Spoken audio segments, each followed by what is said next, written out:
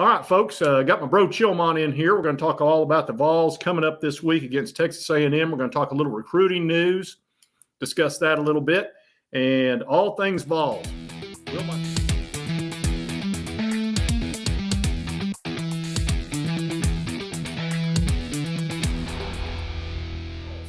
Wilmot's got every Tennessee logo thing you can wear. He's got a shirt, he's got the Bill Dance hat, and he's got the Tennessee koozie. He's got it all. Just can't believe you're actually standing here in my living room, Eddie. Never thought the day would come. Yeah, I'm excited about it too. Yep, I got my Bill Dance hat. Jan got me, so I like it. Oh, and you got a third person here too. You got the Bam. Always got to have Bambi. Yeah, she's always in my lap. So yeah, I understand. All right, Chillmont. We got a couple of. Let's talk about recruiting news first. Then we'll get into the Texas A&M thing. Obviously, the big news right now is five-star Elijah Rushing, considered by some the number one edge rusher in the country, has decommitted from Arizona. And we were in on him going into this. There is talk that Oregon is probably the lead, but he did decommit from Arizona. I never did understand why he picked it anyway, but he's from Arizona, so I think that obviously tugged at his heartstrings. But I think he's realized Arizona's not going anywhere, and he wants to play for a championship. And obviously, we've got a shot at being that. That's a guy we definitely need. And I think there was a ton of guys at the USC game. That was a huge recruiting weekend, I think, for Tennessee. The fact that it was a really good win on our part was huge too. Although, that was the game we lost Brew McCoy, which was terrible. But it was still a big win, a good revenge win against a very good quarterback, especially on their offense. But no, that Elijah Rushing, and what a name for an edge rusher. Oh yeah, perfect. But that's a guy we definitely want and definitely need to get if there's any way. Well, we've also got five-star Jordan Seaton, who's an offensive lineman, considered the number one offensive lineman in the country, who was at that ball game, the South Carolina game. Elijah obviously he just did the decommit, but Jordan Seaton actually came to the South Carolina game, and they said that Tennessee blew the roof off for that guy. He absolutely loved it, loved the environment, thought it was fantastic, and that we've got a very good shot at him and that we are a major player for him as well, which that would be a fantastic get for us. Yes. We need a five-star offensive lineman. We've got some nice ones that are in the 2024 class, but we're going to lose a lot of offensive linemen next year, and a five-star could start right off the bat. That sometimes they can. Yeah. And Jordan Seaton would be a really good one to have. Yeah, get another Darnell Wright type of lineman who's going to play on Sundays. That's ideal. We need that's where it's all won and lost. John, is in the trenches, and you know that as well as anybody. Yep, yeah, it definitely. We're going to have a game of the trenches with Texas A&M. That's for sure. I think that's going to be. We're going to see one offensive line, two, defensive line, three, and then everything else is fourth.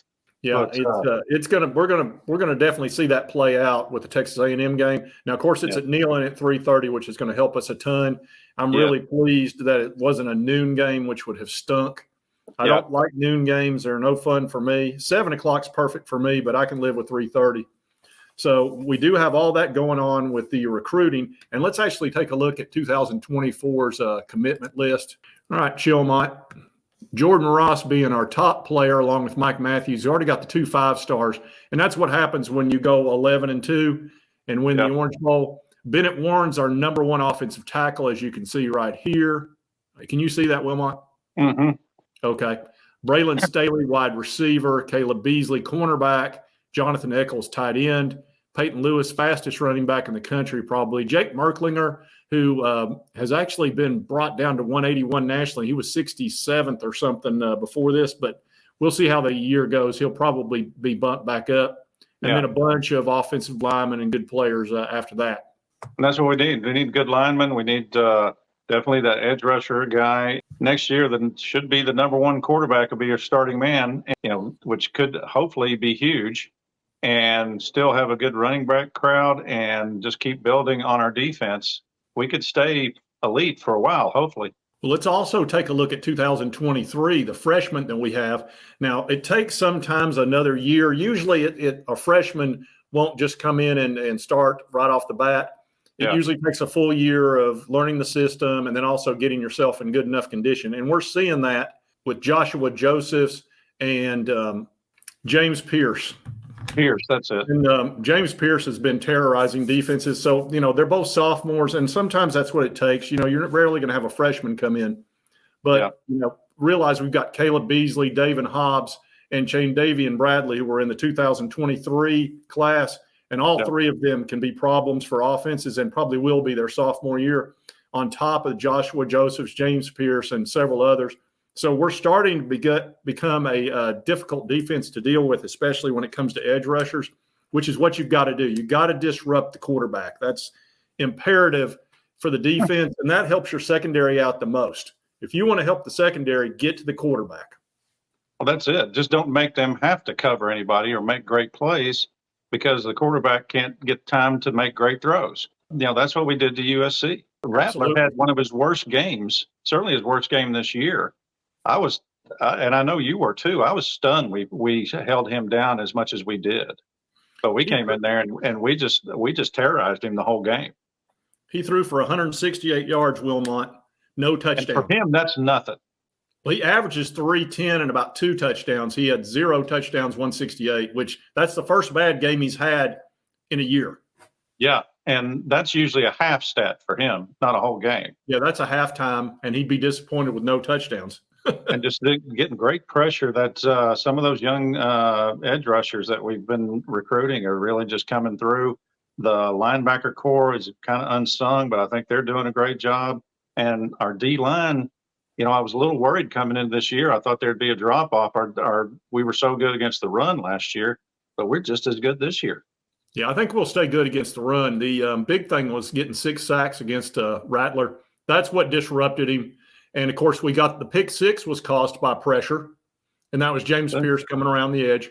And then we ran him out of his own end zone, which is always a really good sign. When the guy has to run out of his own end zone, that guy's – and that really psychologically messes with the quarterback. It's like, what do I got to do? Yeah. So that was great. But the big thing we got coming up, besides all this recruiting, is we've got A&M coming in. Yeah. And the one thing that's pretty interesting – they don't have Connor Wagman anymore. He got hurt, broke a bone in his foot, and he's out for the season. Yeah. And that really hurt their offense. I think Max Johnson's a decent quarterback. He's going to throw his 60% and, throw for 220 yards and do that sort of – but that's a little bit pedestrian. He's not really a dual threat guy. He can run a little bit, but he's not going to take off and really do anything significant. So their offense is a little bit limited, and I think their offense will struggle in Neyland because it's going to be really loud. I think they're going to have a lot of penalties. They only had 4 penalties, I believe, against Bama, and Bama had 14. But a lot of those false starts. And Saban was losing his mind on the sideline too. That drives him crazy. It drives every coach crazy. And we talked about this. Home games in the SEC are a huge advantage, and especially places like Death Valley, the Swamp, in Alabama. But I think Neyland has become the new Death Valley in the SEC. It's been bad for years, but now that we've gotten good, everybody's so packed. We've got the fireworks show, we got the cool lighting, and the fans are just rabid. Yeah, it's definitely a big advantage for us. So I think they'll struggle offensively. And now I do not know if we'll be able to rush like we've been doing. We've been sort of a rushing team this year as opposed to throwing the ball around as much. Their defense a better D-line. Really good. Bama was not able to run on them. But, again, that was at College Station, and they were struggling with, they were a lot of times behind the sticks. So that may not be the case for us because we're going to quiet down when offense is out there. Yeah, and that Alabama looked a little bit like us down in Florida. They were just all those horrible illegal procedure penalties and all that, false starts that just drive you crazy, and it's because of the crowd noise. Talking about Neyland, I think, and especially you said it's going to be a 3:30 game. That's definitely in our favor, and of course it's a home game. It's a major in our favor. I think Neyland's about a 10-point difference. Yeah. I'm tired of hearing people say that home court advantage is 3 to 5 points. That's ridiculous. It's 10. No, it's 10 minimum. Yeah. It makes a huge difference without question. And I'm really excited about it. It'll be fun to see. They've got Bobby Patrino will be in there calling the offensive plays. I think Jimbo has learned to sort of, I think he's learned to let go of the reins. It's hard to say right now with them struggling on offense. He may try to pull in there and grab it up again. And he might get frustrated because if they start losing, he might take the reins back over. I could see that happening because you don't want to lose on somebody else's dime, so to speak. I could pull it off and read some of these, but there's on Vol Nation, they'll go on another team's forum before we play them and see what the fans are saying. And they're all, after losing to Alabama, they're down on Patrino big time. Some of the fans and all the rest of them. Probably because they didn't go for it on 4th and 1. They punted. A lot of them saying they're going to get the crap beat out of them at Neyland this coming Saturday. Yeah, we'll see. It could get going bad for them. I think one of three things will happen. I think either we'll win big, we'll win, or we'll barely lose. So those are one of the three things that could happen. Now, we're only a 3-point advantage going into it, according to the bettors. It started at 10, then dropped to 7. Now it's at 3. Hey, we'll see how that plays out. We'll have Cooper Mays, of course. That'll help a lot. That man, what a difference he made in the USC game too, and especially it was really glaring that first possession we had after halftime, when we just ran it right down their throats, and he was road grading. They ran off center about every play, and he was just like a bulldozer going through there. It was amazing. Well, the other thing that he can do is he can get everybody lined up very quickly. And then, of course, he's got assignments to hand out, so to speak. And he's pointing around who to get, who not to get. And that makes a guys saying, you get him. That makes a huge difference on the offensive line. If you're getting the right guys called out to who to get, who not to get, you can go fast, and then you can really do some damage.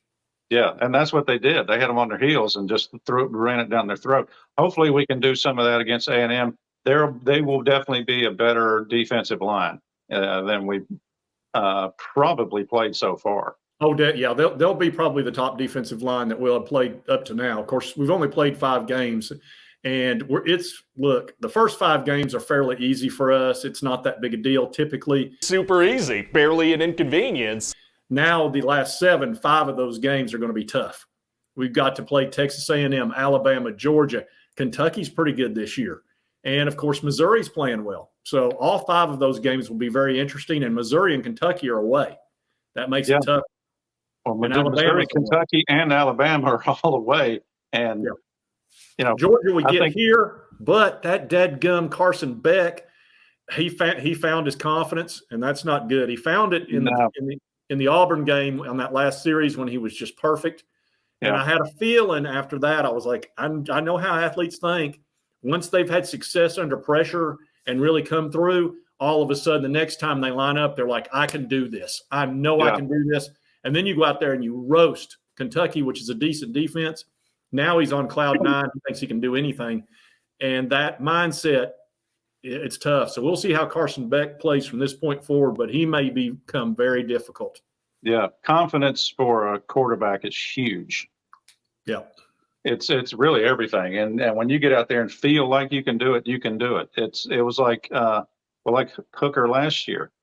Wherever we were in the game, up or down, whatever, if there was time left on the scoreboard, we can score maybe once or twice more. I had complete and total confidence. And I guarantee you everybody on that team did too. Yeah, and they know it. When the players know it, then all of a sudden they're like, we'll be fine. We'll be fine. Yeah. If we got the ball, it's just a matter of, will we score this time? Maybe have to punt, but we'll probably score. Even the South Carolina game before he got hurt, I was like, we could still come back. It's not impossible. No. But once he got hurt, I was like, well, this game, that's not good. A disaster. But of course, he didn't even get hit. It was that terrible non-contact ACL that you can always just immediately tell. They go down like they've been shot. Yeah, and you just know, oh, no. Same thing happened to our point guard last year, too. Non-contact, just went down like somebody shot him. It was terrible. Which he should be coming back this year, Zakai. Oh, yeah, he'll be back. All right, folks, just wanted to talk a little bit about recruiting, a little bit about Texas A&M with my bro Chilmont. He's been off camping all weekend with his son, having a good time. They were out there in the middle of a pouring down rain with their hot tents and all that kind of stuff, having a good time, as you can imagine. grilling Yeah, steaks and all kinds of good stuff. So we had a great time. Beautiful place, beautiful view up in Western North Carolina. All right, well, good deal. All right, folks, if you've not subscribed, it'll be on your left, on your right, my left. Just hit that little button. I would appreciate it. And right over here is the most recent video that YouTube thinks you'll enjoy. And we'll see you next time on Sports Talk Jay.